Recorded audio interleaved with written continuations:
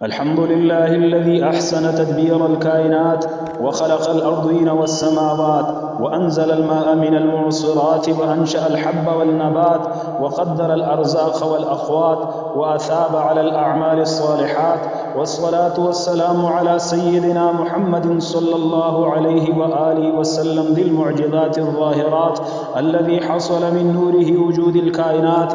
أما بعد، فأعوذ بالله من الشيطان الرجيم.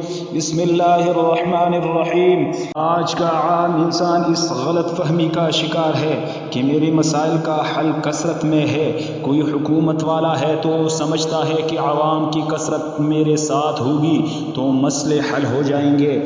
کوئی مال والا ہے تو سمجھتا ہے کہ مال کی شرح آمدن زیادہ ہوگی تو مسئلے حل ہو جائیں گے۔ فیکٹری والا ہے تو سمجھتا ہے کہ پروڈکشن زیادہ ہوگی تو مسئلے حل ہو جائیں گے۔ کثرت سے مسائل حل نہیں ہوتے بلکہ برکت سے مسائل حل ہوا کرتے ہیں۔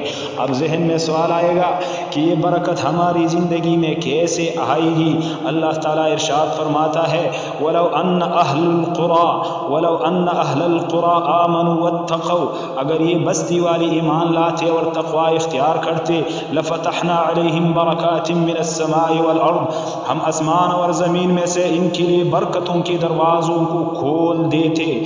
تو معلوم ہوا کہ تقوی اور پرہیزگاری سے انسان کی زندگی میں برکتی آتی ہے، اور جب انسان پرہیزگاری کی بجائے گناہگار بن جاتا ہے تو پھر برکتوں کے دروازے بند ہو جاتے ہیں۔ اب اس دروازے کو کھولنے کا سوئچ ہمارے ہاتھ میں ہے۔